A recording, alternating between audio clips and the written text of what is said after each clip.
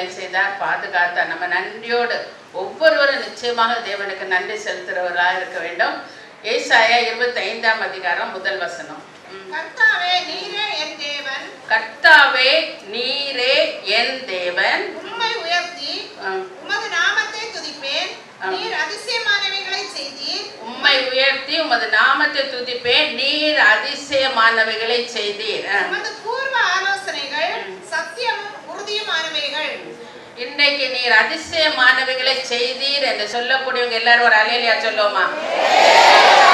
உண்மையாகவே சிறியவர்கள் இருந்து பெரியவர்கள் வரை நம் ஒவ்வொருவரும் இந்த வருடத்திலே தேவன் நமக்கு செய்த அதிசயங்களை உண்மையாகவே அனுபவித்திருக்கிறோம். அற்புதங்களை செய்தார், அதிசயங்களை செய்தார். இந்த காரியம் எப்படி ஆகுமோ என்று கண்ணீரோடு எத்தனையோ சகோதரர்கள் கண்ணீரோடு நாம் இருந்திருக்கிறோம். ஆனால் தேவன் அதிசயங்களை செய்து கண்ணீரை விட்டு நம்மை பாதுகாத்து விலக்கி நம்மை சந்தோஷப்படுத்தினார். ஸோ நம்ம எல்லாரும் இந்த இடத்துல எதுக்காக வந்திருக்கிறோம் என்றால் அவருடைய நாமத்தை உயர்த்தி துதிக்க, அவருடைய நாமத்தை உயர்த்தி துதிக்க, மனதார அவருடைய நாமத்தை நாம் துதிக்க கடமைப்பட்டிருக்கிறோம். ஏனென்றால் தேவன் நம்மை பல சூழ்நிலையிலிருந்து விடுதலை ஆக்கினார், பாதுகாத்தார். இதே 25ஆம் அதிகாரம் 4ஆம் வசனம். கொடூரமானவர்களின் சீரல் மதிலை மோதி அடிக்கிற பெருவெள்ளத்தை போல் இருக்கையில், பெருவெள்ளத்தை போல் இருக்கையில் நம்முடைய வாழ்க்கையில எத்தனையோ பேர் இந்த வருஷம் பெருவெள்ளத்தை பார்த்தோம். கொடுமையானவர்களுடைய சீரல் நம்ம வீடுகள்ல பார்த்தோம். எத்தனையோ வீடுகள்ல இந்த வருஷம் ஒரு வித்தியாசமான அனுபவம் இருந்தது. நிறைய சகோதரிகள் சொல்லலாம், வித்தியாசமான அனுபவம், பயங்கரமான சீரல். கொடியவர்கள், நமக்கு வேண்டியவங்களே சில நேரங்கள்ல கொடியவர்களாக மாறி விடுகிறாங்க. நம்ம சொந்தக்காரங்க, நம்ம குடும்பத்துல உள்ளவங்களே சில நேரங்கள்ல கொடியவர்களாக மாறி விடுகிறார்கள். நமக்கு தெரிந்தவர்கள் கொடியவர்களாக மாறி விடுகிறார்கள். அந்த கொடியவர்களுடைய சீரல் நம்மிடத்தில் வந்த போதும் ஏழைக்கு பலனும் நெருக்கப்படுகிற எளியவனுக்கு திடனும், நம்ம ஒவ்வொருவருக்கும் ஏழைகளாகிய நம்ம ஒவ்வொருவருக்கும் தேவன் பலனாக இருந்தார். நெருக்கப்படுகிற எளியவனுக்கு திடனும் பெருவெள்ளத்துக்கு தப்பும் அடைக்கலமும் வெயிலுக்கு ஒதுங்கும் நிழலும். பெருவெள்ளத்துக்கு தப்பும் அடைக்கலம், நம்ம ஒவ்வொருவருக்கும் அடைக்கலமாக இருந்தார், வெயிலுக்கு ஒதுங்கும் நிழலுமா இருந்தார். அல்லேலூயா சொல்லுவோமா? எனக்கு நீர் நிழலா இருந்தீர் ஆண்டவரே. எங்கள் வாழ்க்கையில, நம் வாழ்க்கையில ஒவ்வொருவருடைய வாழ்க்கையிலும் தேவன் நமக்கு நிழலா இருந்தார். நிறைய நேரங்களில் பெரிய வெள்ளம், பெரிய பிரச்சனை, இந்த பெரிய பிரச்சனையில நான் ஆண்டவரே எப்படி நான் இதை ஃபேஸ் பண்ணுவேன், இதை எப்படி நான் மேற்கொள்வேன் நாம் நினைக்கும் போது தேவன் நமக்கு ஏற்ற நேரத்தில் ஏற்ற உதவிகளை செய்து அந்த இடத்துல நமக்கு வெற்றியை தந்தார். அவருடைய நாமம் நம் மூலமாக மகிமைப்பட தேவன் உதவி செய்தார். அந்த எல்லா காரியத்துக்காகவும் நான் இன்றைக்கு தேவனுடைய நாமத்தை உயர்த்தி துதிக்க வேண்டும். அதிசயங்களை செய்தார். உண்மையாகவே தேவன் நமக்கு அதிசயங்களை செய்தார். ஏனென்றால் ஏழைகளாகிய நம்ம ஒவ்வொருவரையும் பற்றி தேவன் அக்கறை உள்ளவராக, கரிசனை உள்ளவராக இருக்கிறபடினாலே தேவன் நம்ம ஒவ்வொருவருக்கும் அதிசயங்களை செய்தார். நம்ம நினைத்திருப்போம், ஆண்டவரே இந்த காரியம் எனக்கு நடந்தால், இந்த மாதிரி நடந்தால் நல்லா இருக்கும் என்று நாம நினைத்திருப்போம். தேவன் அதே மாதிரி நாம் விரும்பின காரியங்களை விரும்பினபடியே பல நேரங்களில் செய்திருக்கிறார். சில நேரங்களில் அது செய்யாமலும் இருந்திருக்கலாம். ஆனால் அவர் செய்யாமல் இருந்த காரியம் அது நமது நன்மைக்காகத்தான். எல்லா சூழ்நிலைகளிலும் தேவன் நமக்கு நல்லவராக, நன்மை செய்கிறவராகவே இந்த வருடம் முழுவதும் இருந்தார். நாம் நன்றியோடு அவரை துதிக்க கடமைப்பட்டிருக்கிறோம். ஏசாயா 7ஆம் அதிகாரம் முதல் வசனம். உசியாவுடைய குமாரனாகிய யோதாமின் குமாரன் ஆகாஸ் என்னும் யூதா தேசத்து ராஜாவின் நாட்களிலே ரேத்சீன் என்னும் சீரியாவின் ராஜாவும் ரெமலியாவின் குமாரனாகிய பெக்கா என்னும் இஸ்ரவேலின் ராஜாவும் எருசலேமின் மேல் யுத்தம் பண்ண வந்தார்கள். அவர்களால் அதை பிடிக்க கூடாமல் போயிட்டு யூதா தேசத்தின் ராஜாவாகிய ரேத்சீனும் சீரியா தேசத்தின் ராஜாவாகிய பெக்கா, 2 ராஜாக்களும் வந்து யூதா ராஜாவாகிய ஆகாசை மேற்கொள்ள வந்தார்கள். அவர்களால் அதை பிடிக்க முடியாமல் போயிட்டு. 2 ராஜாக்கள் 16:5.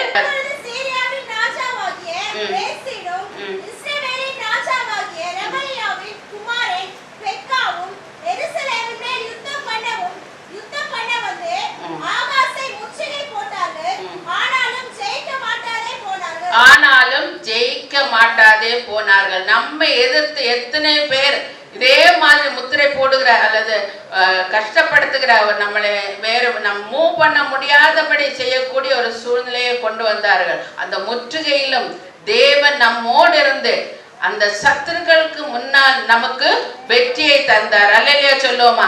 நிச்சயமாக தேவன் வெற்றியை தந்தார். அந்த ஆகாஷ் ராஜாவோடு தேவன் கூட இருந்து வந்த சத்துருக்களுக்கு முன்பாக வெற்றியை தந்த அதே தேவன் நம் ஒவ்வொருவரோடும் இருந்து இந்த வருடம் முழுவதும் நம்மை வெற்றி பாதையில் நம்மை நடத்தினார். நமக்கு வந்த எல்லா பிரச்சனைகள் மூலமாக நம்மளுக்கு வந்த எல்லா எதிர்ப்புகளுக்கும் முன்னால் தேவன் நம்மை வெற்றியோடு வெற்றி பாதையில் நடத்தினார். பிசாசுடைய ஆகாஷ் ராஜாவை எதிர்த்து வந்தது போல பிசாசானவன் நம் ஒவ்வொருவரையும் பல விதத்திலே எதிர்த்து வந்தார். நமக்கு வருகிற எதிர்ப்புகள் பல நேரங்களிலே பிசாசானால் தான் வருகிற எதிர்ப்புகள். ஏனென்றால் நாம் தேவனுடைய பிள்ளைகளாக இருக்கும்போது பிசாசானவனுக்கு குறியாக இருப்பது நம்ம தான்.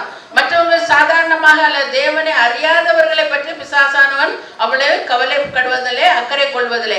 அதே நேரத்திலே பரிசுத்த ஜீவியம் செய்ய வேண்டும், தேவனுடைய பிள்ளைகளாக வாழ வேண்டும் என்று நினைக்கிற ஒவ்வொருவருக்கும் பிசாசானவன் பலவிதமான பிரச்சனைகளை கொண்டு வருகிறான். அந்த பலவிதமான பிரச்சனைகளை பிசாசானவன் கொண்டு வரும்போது தேவன் நம்மோடு இருந்து அவன் நம்மை ஜெயிக்க முடியாதபடி தேவன் வெற்றியை தருவார். நம்ம ஒவ்வொருவருக்கும் வெற்றியை தருவார். அல்லேலூயா சொல்லுவோமா?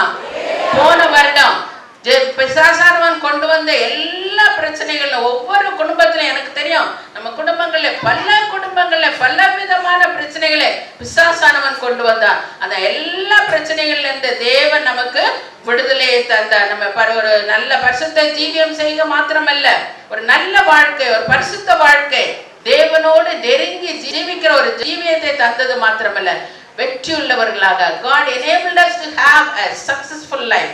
ஸ்டூடெண்ட்ஸ் சரி, பெரியவங்களும் சரி, நம்ம ஒவ்வொருவரும் வெற்றியுள்ள ஜீவியத்தை ஜீவிக்க கர்த்தர் நமக்கு உதவி செய்தார். இதே 7ஆம் அதிகாரம் 14ஆம் வசனத்திலே தேவன் ஆகாசுக்கு ஒரு வாக்குத்தத்தம் கொடுக்கிறார்.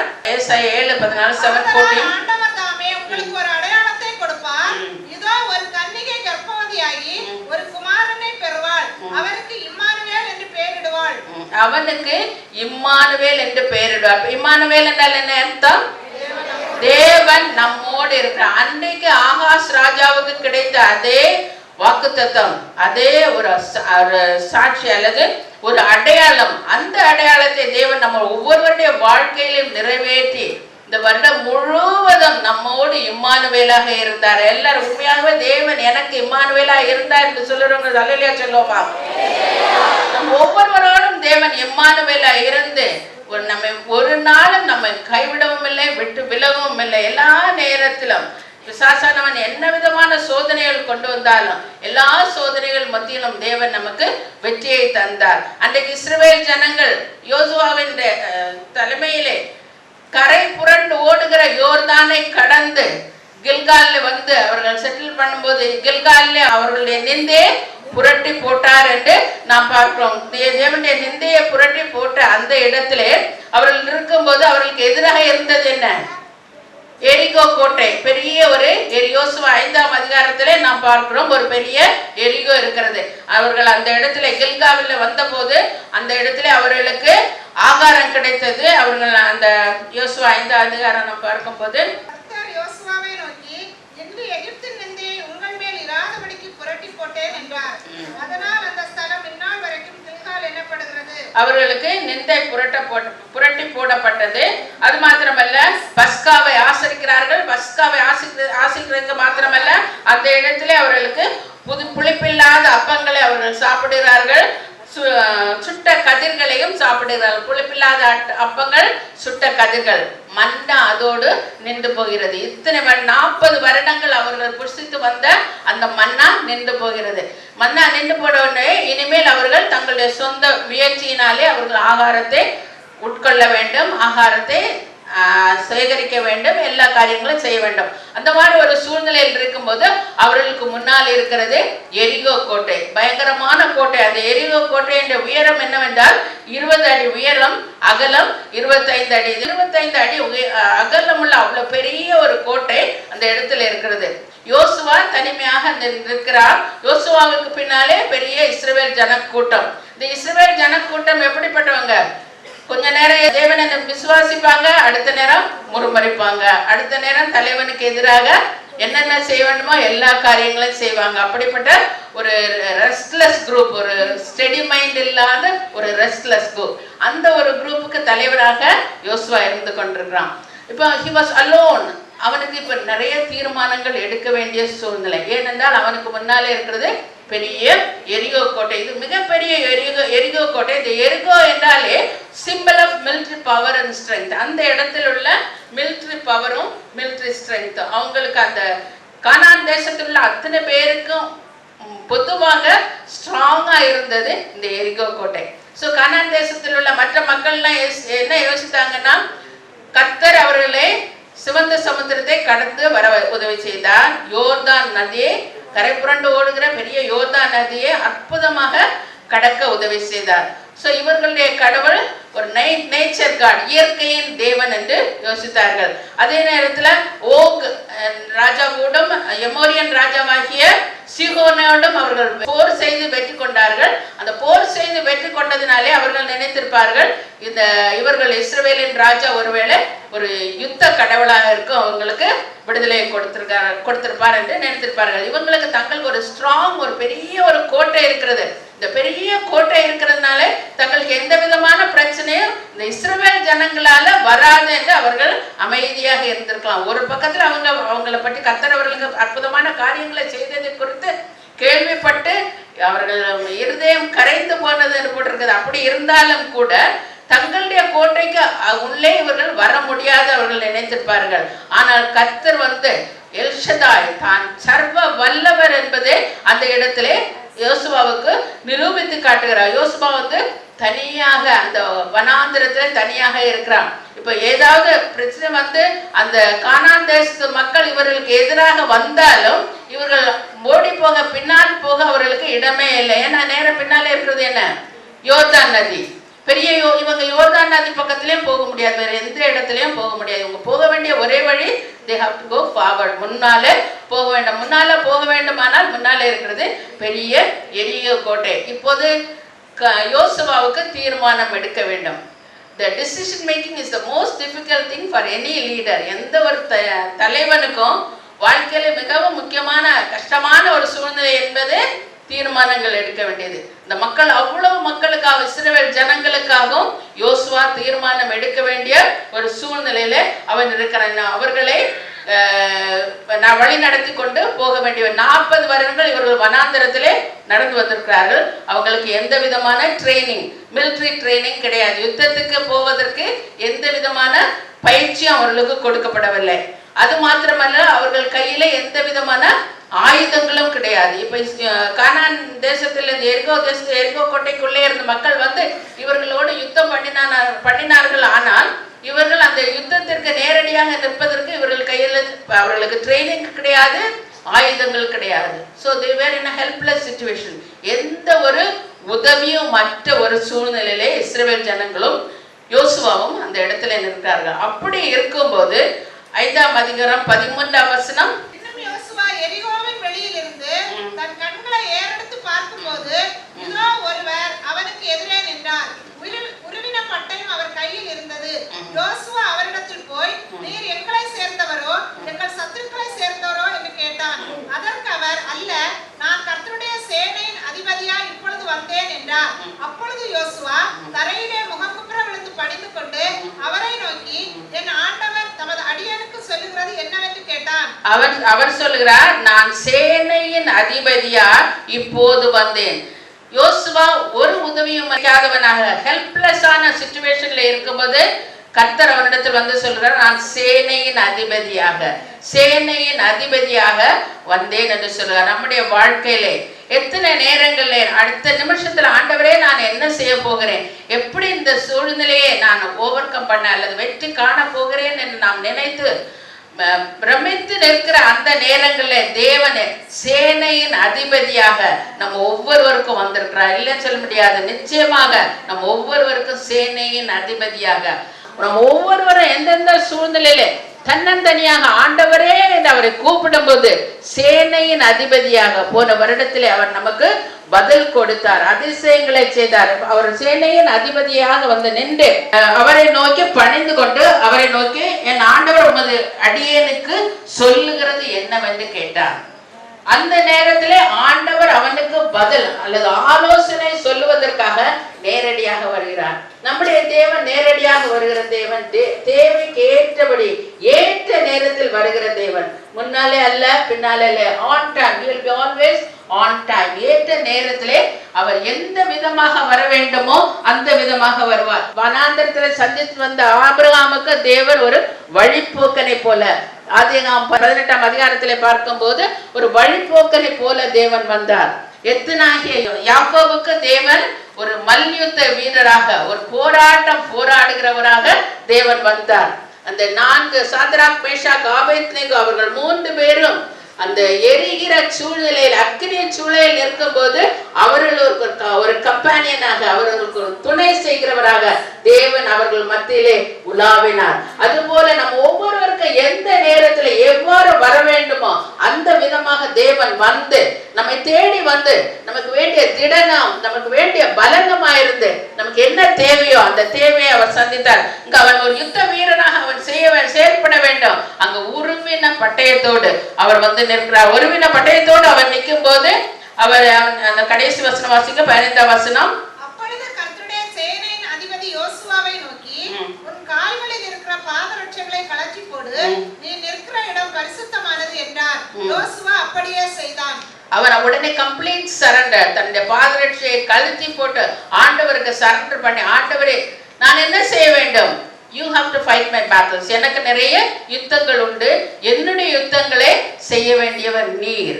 நம்முடைய வாழ்க்கையில வருகிற எல்லா யுத்தங்களையும் ஆண்டவரே என்னுடைய யுத்தத்தை நான் உம்முடைய கரத்தில் கொடுக்கிறேன், உம்முடைய கரத்தில் கொடுக்கிறேன், என்னுடைய யுத்தத்தை நீர் நடப்பியும். அன்றைக்கு யோசுவா தன்னுடைய யுத்தத்தை அவன் he has to face a very big battle. அந்த எரிகோ கோட்டையில ஒரு பெரிய ஒரு யுத்த களத்தை அவன் பார்க்க வேண்டும். அவன் எப்படி யுத்தம் செய்ய வேண்டும் என்பதற்கு ஆலோசனை கொடுப்பதற்காக தேவன் வந்து அவனுக்கு வேண்டிய ஆலோசனையை கொடுத்து, நமக்கு தெரியும் எப்படி எரிகோ கோட்டை கீழே விழுந்து, அந்த எரிகோ கோட்டை விழுவதற்கு தேவன் வேண்டிய ஆலோசனை, அந்த ஸ்ட்ராட்டஜி, அந்த வார் ஸ்ட்ராட்டஜி, எப்படி அந்த யுத்தம் செய்ய வேண்டும் அந்த திட்டங்களை தேவன் அவனுக்கு ஆலோசனையாக கொடுத்தார். அதே மாதிரி நாமும் உதவியற்ற நேரத்திலே தன்னந்தனியாக ஆண்டவரே என்று நம்மை கூப்பிட்ட போது நாம் என்ன செய்ய வேண்டுமோ, எப்படி செய்ய வேண்டுமோ வேண்டிய ஆலோசனைகளை தேவன் நமக்கு தந்து ஒரு உண்மையாகவே ஒரு இம்மானுவேலாக, நம்மோடு இருக்கிற இம்மானுவேலாக இருந்தார். சேனையின் அதிபதியாக, சேனையின் அதிபதியாக நம்மளோட ஒவ்வொருவருடைய வாழ்க்கையிலும் சேனையின் அதிபதியாக இருந்து நம்முடைய பிரச்சனைகள், என்னென்ன பிரச்சனை, பண பிரச்சனையோ, குடும்ப பிரச்சனையோ, சமாதானம் இல்லாத பிரச்சனையோ, என்ன பிரச்சனையானாலும் சரி தேவன் நமக்கு ஒரு ஆலோசகராக இருந்தார். பிசாசினால் உள்ள பிரச்சனைகள், எத்தனையோ பிரச்சனைகள் பல குடும்பங்கள்ல இந்த வருடம் இருந்தது. எல்லா குடும்பங்கள்ல பிரச்சனைகளையும் தேவன் சேனை அதிபதியாக நம்ம ஒவ்வொருவருக்கும் சேனையின் அதிபதியாக இருந்து நாம் யுத்தம் செய்வதற்கு தேவன் நம்ம பயிற்சி கொடுத்தது மாத்திரமல்ல, எப்படி நம்ம யுத்தம் செய்ய வேண்டுமோ அதற்கு வேண்டிய திட்டங்களை தேவன் நமக்கு சொல்லிக் கொடுத்தார். அல்லேலூயா சொல்லுவோமா? We had to fight our personal Jerichos. We had our own Jericho. நம்முடைய சொந்த எரிகோ கோட்டைகள் நம்முடைய வாழ்க்கையில பலருக்கு பலவிதமான எரிகோ கோட்டைகள் இருந்தது. அந்த எல்லா எரிகோ கோட்டையும் தேவன் நமக்காக யுத்தம் செய்தார். He fought our battles.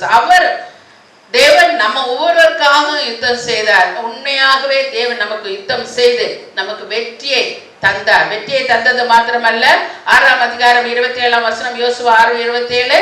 இவ்விதமாய் கர்த்தர் யோசுவாவோட கூட இருந்தார்.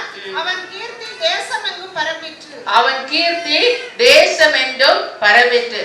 எரிகோ கோட்டையை அவர்கள் நினைத்தது அது ஜெயிக்க முடியாத கோட்டை என்று நினைத்தார்கள். ஆனால் தேவன் அதை ஜெயிக்க, யோசுவாவுக்கு ஜெயிக்க வழிவகுத்து கொடுத்தது மாத்திரமல்ல, ஜெயிக்க வெற்றியை கொடுத்தது மாத்திரமல்ல, தேவனால் எல்லாவற்றையும் ஜெயிக்க முடியும்.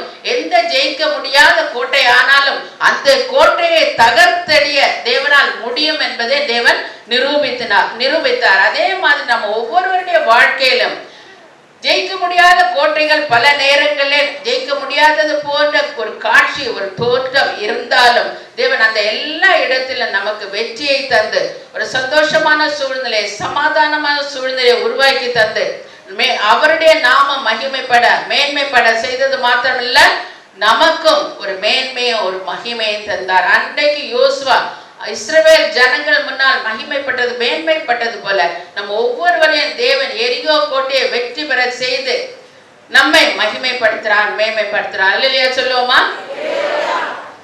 இது இயேசுவாமி உலகத்தில் இருக்கும் போதும் 5000 பேரை போஷித்தார். நம்ம எல்லாருக்கும் எல்லா கதைகளும் தெரியும். 5000 பேரை போஷித்தார், மீதியான எடுத்தார்கள், மக்கள் சந்தோஷப்பட்டார்கள், தேவனுடைய அதிசயங்களை செய்தார்கள், தேவன் அதிசயங்களை செய்தார், அற்புதங்களை செய்தார், மக்கள் எல்லாரும் சந்தோஷம். அப்படி 5000 பேரை போஷித்த அந்த நேரத்தில் அவருக்கு செய்தி வருகிறது, யோவான் ஸ்நானம் கொலை செய்யப்பட்டது. அந்த செய்தி வந்த போது அவர் தனிமையாக இருக்க விரும்புகிறார். தனிமையாக இருக்க விரும்பினதுனாலே அவர் சீஷர்களை அனுப்பி விடுகிறார். மத்தேயு 14ஆம் அதிகாரத்தில் பார்க்கிறோம். அவர் சீஷர்களை அனுப்பி விட்டு அவர் தனிமையான இடத்தில் போய் ஜெபிக்கிறார். ஜெபித்து விட்டு வரும்போது 14ஆம் அதிகாரம் 24ஆம் வசனம், அதற்குள்ளாக படகு நடுக்கடலிலே சேர்ந்து எதிர்காற்றா இருந்தபடியால் அலைகளினால் அலைவுபட்டது. படகு சீஷர்கள் எல்லாரும் படகுல ஏறி போறாங்க. படகுல சீஷர்கள் போகும்போது எதிர்காற்று வந்தது. இந்த சீஷர்கள் தேவ சித்தத்தின்படிதான் படகுல போனாங்க. நம்ம பல நேரங்கள்ல நினைப்போம், எனக்கு கஷ்டம் வந்தது, ஒருவேளை நான் செய்யற காரியம் தேவனுக்கு விருப்பம் இல்லாததா இருக்கிறதோ அல்ல தேவ சித்தம் இல்லாமல் இருக்கிறதோ என்று நினைப்போம். ஆனா அப்படி இல்ல, இந்த இடத்துல தேவன் தான் அவர்களை படகுல போகும்படி அனுப்பி விடுகிறார். தேவ சித்தத்தின்படி அவர்கள் அந்த படகிலே போகும்போது பெரிய எதிர்காற்று வருகிறது. சீஷர்கள் அந்த சீசன்ட் ஃபிஷர்மேன், அவர்களுக்கு அந்த இடத்தில் உள்ள எல்லா சூழ்நிலையும் தெரியும். இப்படி ஒரு எதிர்காற்று வந்தால் அதனுடைய விளைவுகள் என்ன என்று அவர்களுக்கு தெரியும். அப்படி தெரிந்ததுனால எல்லாரும் செய்யறாங்க, கலக்கம் அடைந்து பயத்தினால் அலறினார்கள். அத்தனை சீஷர்களும் பயத்தினால் அலறினார்கள். நம்முடைய வாழ்க்கையில் நம்ம எத்தனை நேரத்துல கலக்கம் அடைந்து, ஒருவேளை சத்தமா அலறாம இருக்கலாம், உள்ளுக்குள்ள அலறி இருக்கிறோம். எல்லாருமே சொல்லலாம் இல்லையா, நான் ஐயோ சொல்லி அலறுகிற சூழ்நிலை உண்டு. அப்படி அலறுகிற சூழ்நிலையிலே வரும்போது அவர்கள் உடனே இயேசு அவர்களோட பேசி, பயப்படாதிருங்கள். அவர்கள் ஒரு திடீர் அதுக்கு முன்னால அவர்கள் நடந்து வருகிறது பார்க்கும்போது அவர்கள் என்ன ஆவேசம் என்று அலறுகிறார்கள். அலறும் போது நான் தான் பயப்படாதிருங்கள் சொன்ன. நம்மளும் பயந்து அலறும் போது தேவனுடைய சத்தம் பக்கத்துல இருந்து நான் தான் பயப்படாதிருங்கள் என்று எத்தனையோ தடவை சொல்லி இருக்கிறார் இல்லையா? அல்லேலூயா சொல்லுவோமா? ஆண்டவரே, நான் இவ்வளவு பயப்படுறேன் ஆண்டவரே, இந்த சூழ்நிலை இப்படி இருக்கிறது, என்ன செய்வோம் ஆண்டவரே, அடுத்த நாள் காலையில என்ன செய்வோம், இன்றைக்கு ஈவினிங் என்ன செய்வோம், இந்த சூழ்நிலைக்கு என்ன செய்வோம் என்று பயத்தோடு இருக்கும்போது ஆண்டவர் நம் பக்கத்துல நான் தான் பயப்படாதே. அன்றைக்கு அந்த இடத்திற்கு அவர்கள் வருவதற்கு 3 மைல் தூரம் அவர் கடலிலே நடந்து வந்திருக்கிறார். அவர்கள் கரையிலிருந்து அவர்கள் கப்பல் பிரயாணம் பண்ணி வந்த தூரம் 3.5 மைல் தூரம். இந்த 3.5 மைல் தூரம் தேவன் அவர்களுடைய பயத்தை நீக்க, அவர்களுக்கு ஒரு சந்தோஷத்தை கொடுத்த, அமைதியை கொடுக்க அவர் நடந்து வந்திருக்கிறார். பேதுரு அவரை நோக்கி, அடுத்த வசனம், பேதுரு அவரை நோக்கி, ஆண்டவரே, நீரேயானால் நான் ஜலத்தின் மேல் நடந்து உம்மிடத்தில் வர கட்டளையிடும் என்றார். பேதுரு என்ன கேக்குறான்? நீர்னா நான் ஜலத்தில் வர கட்டளையிடும். மற்ற சீஷர்களை போல இவனும் சும்மா இருந்திருக்கலாம் இல்லையா? அவன் volunteers to face the problem. பல நேரங்களில் நம்மளும் இதே மாதிரி செய்திருப்போம் இல்லையா? நான் வரேன் ஆண்டவரே, நான் செய்யறேன், நான் போறேன். அவன் தானே வாலண்டியர் பண்ணி நான் என்ன சொல்றான், ஆண்டவரே நீரே ஆனா நான் இந்த கடல்ல நடக்க உதவி செய்ய. பேதுருடைய விசுவாசம் பெரியது. யாராலையும் அது அந்த ஒரு சூழ்நிலை, அப்படி ஒரு காற்றும் அப்படி ஒரு பிரச்சனையும் இருக்கிற நேரத்திலே கால் தண்ணீர்ல வைக்கிறதுக்கு அல்லது அந்த கடலின் மேல் நடப்பதற்கு தைரியமாக வரமாட்டார்கள். ஆனால் அவன் இயேசுவை விசுவாசித்ததுனால, ஆண்டவரே நீரே ஆனால் என்னை அந்த கடலின் மேல் நடக்க நீர் உதவி செய்யும் என்று சொல்றான், வர கட்டளையிடும் என்றுதான். உடனே அவர் வா என்கிறார். பல நேரங்கள் நம்ம கூட இப்படி துடுக்கா ஏதாவது காரியங்களை செய்து விட்டு அப்புறம் ஐயோ ஆண்டவரே என்று கூப்பிடுகிற சூழ்நிலைகள் வரும். அப்போ அவன் ஜலத்தின் மேல் நடந்தான். இப்போ காற்று பலமா இருக்கிறதை கண்டு அமிழ்ந்து போகையில் ஆண்டவரே என்னை ரட்சியும் என்று கூப்பிட்டான். அப்பதான் அவன் பார்க்கிறான் காற்று பயங்கரமா இருக்கு, தான் அமிழ்ந்து போகிறேன் என்று. அவனுக்கு தெரியும் ஆண்டவர் அவனோட இருக்கிறான்னு. ஆண்டவர் செய்த எல்லா அதிசயங்களையும் எல்லா அற்புதங்களையும் பார்த்த அதே பேதுரு இன்றைக்கு ஆண்டவரே நான் அமிழ்ந்து போகிறேன் என்று சொல்லுகிறார். அமிழ்ந்து போகிறேன் என்று சொல்லும் போது ஆண்டவர் என்ன சொல்லுறார்? உடனே அவன் கையை பிடித்து, கையை நீட்டி அவனை பிடித்து, நம்ம யாரா நான் அமிழ்ந்து போகிறேன் ஆண்டவரே நீங்க ஆண்டவர் சொல்லும் போது அவர் ஓடி வருவார். எந்த சூழ்நிலையில் இருந்தாலும் சரி ஓடி வந்து கையை பிடித்து கையை நீட்டி அந்த தூக்கி, அற்ப விசுவாசியே. எத்தனை பேர் இந்த சத்தத்தை கேட்டிருக்கீங்க? அற்ப விசுவாசியே, நான் யாருன்னு உனக்கு தெரியாதா? நான் உனக்கு என்ன காரியங்களை செய்திருக்கேன், எவ்வளவு பெரிய அற்புதங்களை செய்திருக்கிறேன், ஆனாலும் நீ ஏன் சந்தேகப்பட்டாய்? நம்முடைய வாழ்க்கையிலே பல நேரங்களே நாம் சந்தேகப்பட்டதுண்டு.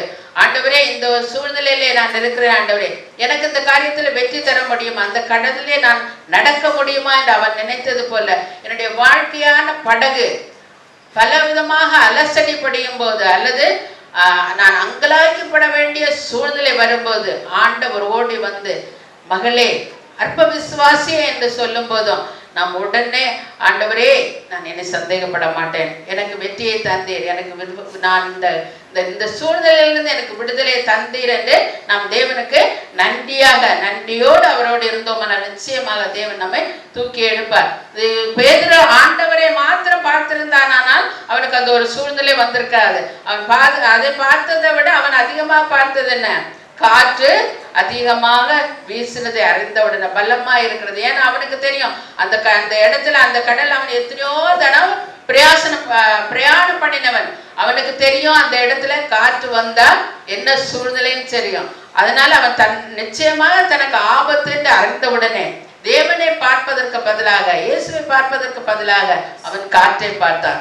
நாமும் பல நேரங்களிலே நம்முடைய அட்டென்ஷன் ஆண்டவரை நேராக போக்கஸ் பண்றதுக்கு பதிலாக நம்முடைய சூழ்நிலைகளை நாம் போக்கஸ் பண்ணுகிறோம். அப்படி நம்முடைய சூழ்நிலையில நாம் போக்கஸ் பண்ணும்போது நாம் அழிந்து போகிறது போல ஒரு தோற்றம் காணப்படலாம். ஆனால் கர்த்தர் நம்மோடு இருந்து நமக்கு வெற்றியை தந்து, இப்ப பாருங்க அவர் 2 பேருமா கடலுக்குள்ள ஏறினாங்க. எவ்வளவு ஒரு அற்புதமான அனுபவம். இயேசுவாமியும் பேதுருவும் சேர்ந்து அந்த படகுக்குள்ளே ஏறின உடனே காற்று அமர்ந்தது. காற்று நம்முடைய வாழ்க்கை படகுல எப்பப்போ பிரச்சனை இருக்கும் ஆண்டவரே கூப்பிடுங்க, அவர் வந்துடுவாரு, வந்து காற்றை அமர்த்துவார், நமக்கு அமைதல் உண்டாகும், எல்லாரும் கண்டுபிடிப்பாங்க. அப்ப அடுத்த வசனம் வாசிங்க. அவர்கள் படவில் ஏறின உடனே காற்று அமர்ந்தது. அப்பொழுது படவில் உள்ளவர்கள் வந்து மெய்யாகவே நீர் தேவனுடைய குமாரன் என்று சொல்லி அவரை பணிந்து மெய்யாகவே இவர் தேவனுடைய குமாரன் என்று சொல்லி அவரை பணிந்து கொண்டார்கள். இதுக்கு முன்னாலே இறையாதே அமைதலா இரு என்று தேவன் காற்றுக்கும் கடலுக்கும் கட்டளையிட்ட போது அவர்கள் இவர் எப்படிப்பட்டவரோ என்று பேசினார்கள். இந்த இடத்துல மற்றவர்கள் என்ன சொல்றார்கள்? இவர் தேவனுடைய குமாரன் என்று அவரை பணிந்து கொண்டார்கள். சுவாமி எல்லா தடைகளும் இந்த ஆசீர்வாதங்கள் எங்களுக்கு கிடைக்க எந்த தடையும் வராதபடி பாதுகாத்துக்கொள்ளும். தடைகள் எல்லாவற்றையும் நீர் மாற்றி போடும் ஆண்டவரே. கை உயர்த்தின ஒவ்வொரு பிள்ளைகளுக்காக வருகிறோம் ஆண்டவரே.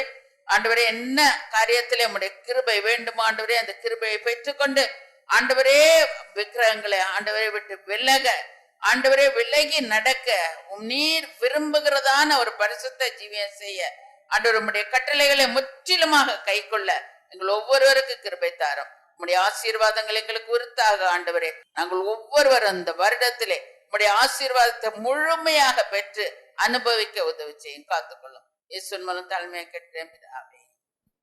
என் ஆத்துமாவே கர்த்தரை ஸ்தோத்திரி, என் முழு உள்ளமையோடு பேச நாமத்தை ஸ்தோத்திரி. என் ஆத்துமாவே கர்த்தரை ஸ்தோத்திரி, சகல உபகாரங்களையும் மறவாதே. ஆமென். எனக்கு அருமையான சகோதர சகோதரிகளே, இந்நிகழ்ச்சியின் மூலமாய் ஆசீர்வாதம் பெற்ற உங்கள் அனைவரையும் கர்த்தராகிய இயேசுவின் நாமத்தில் வாழ்த்துகிறேன்.